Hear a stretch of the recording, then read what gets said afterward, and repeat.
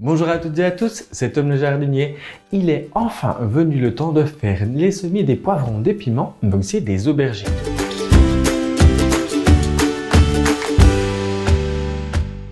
Quand on arrive à la mi-mars, c'est la bonne période pour semer poivrons, piments, aubergines. Personnellement, j'attends toujours fin mars, début avril pour semer les tomates.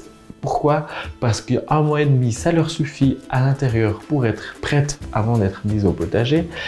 Et puis parce que je ne vais pas jouer avec le feu, moi je les plante autour du 15 mai, les fameuses 5 glaces. Vous me direz aussi peut-être pourquoi, Tom, il faut faire ces semis de poivrons, d'aubergines, de tomates aussi, alors qu'on en trouve plein chez son marchand de planton. Eh bien parce que personnellement, je trouve qu'on a beaucoup plus de choix, on peut se faire plaisir avec de nombreuses variétés. Pour ce faire, j'ai besoin d'une barquette de semis. Alors là, c'est une barquette qui est perforée, c'est vraiment important, mais vous pouvez utiliser pourquoi pas une barquette de récupération chez un poissonnier. Vous pourrez aussi récupérer les barquettes de plats qu'on achète à l'emporter quand c'est ce plastique dur. L'important là, c'est qu'il soit perforé. Et puis, on va utiliser un bon terreau de semis.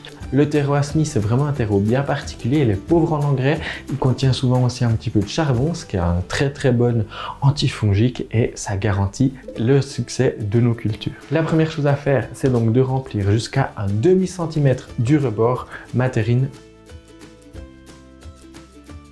Je casse quand même les gros morceaux.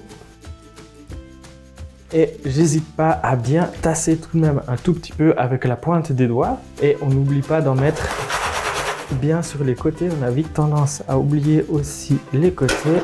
Et là, je vois que je peux en rajouter un petit peu.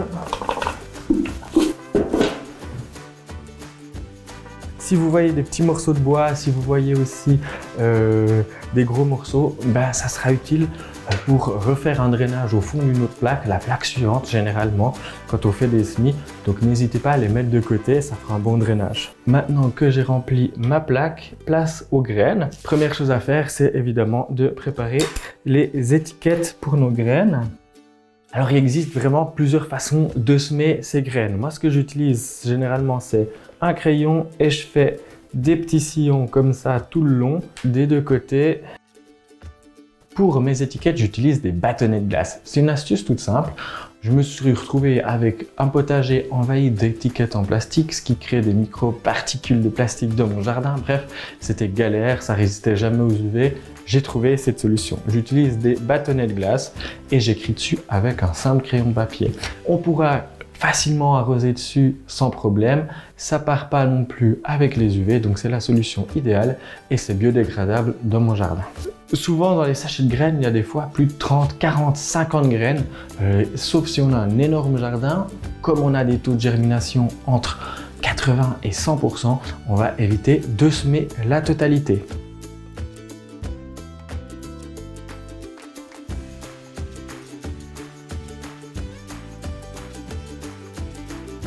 Ça peut être intéressant d'en semer un petit peu plus si vous participez à un échange de planton, pourquoi pas. Mais sinon, n'hésitez pas à conserver vos graines, elles se gardent généralement 4-5 ans.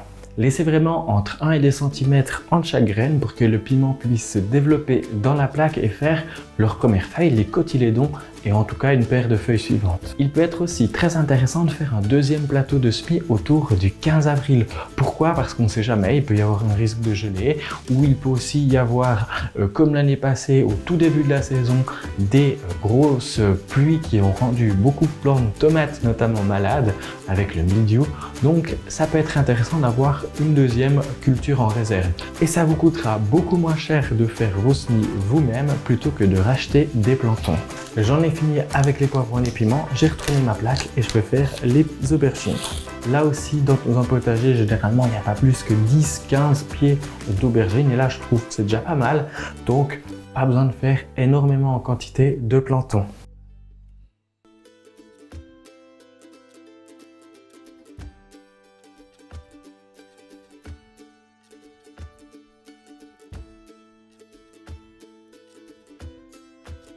Et voilà, il me reste à les recouvrir avec un petit peu de terreau tamisé, environ 3 fois la hauteur de la graine.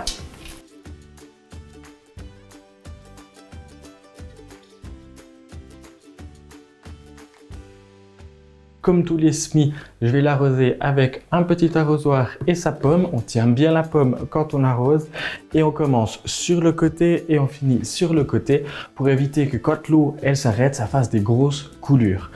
Comme ça, on est certain d'avoir des très beaux semis. Mais avant de vous donner tous mes conseils sur les entretiens et où placer ces terrines, si tu aimes mes vidéos, n'hésite pas à t'abonner et à activer la petite cloche. Je vous serai tenu informé de mes dernières vidéos en temps et en heure. N'oubliez pas non plus, si vous avez la moindre question, les commentaires sont là pour ça. Il faudra mettre ces aubergines aux alentours de 18 à 24 degrés, 24 étant à peu près la température optimale, et les placer le plus proche d'une source lumineuse, une fenêtre par exemple. Pour vous aider à atteindre ces températures idéales, souvent les radiateurs au-dessous d'une fenêtre ont ces températures-là, donc c'est le mieux pour vous. On fera un repiquage ensemble en vidéo une fois que mes aubergines et mes poivrons auront leurs 4 premières vraies feuilles. On le fera dans des godets individuels. Voilà, vous savez tout sur le semis des poivrons et des aubergines. On se retrouve tout bientôt pour une prochaine vidéo. D'ici là, bon jardinage, ciao jeunes pousses.